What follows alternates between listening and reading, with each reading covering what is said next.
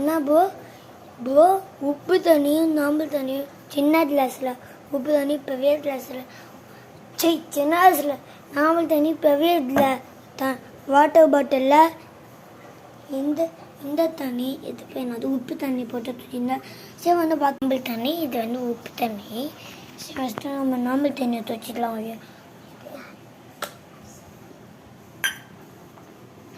பிரச்சனை இல்லைன்னு இந்த பாருங்க.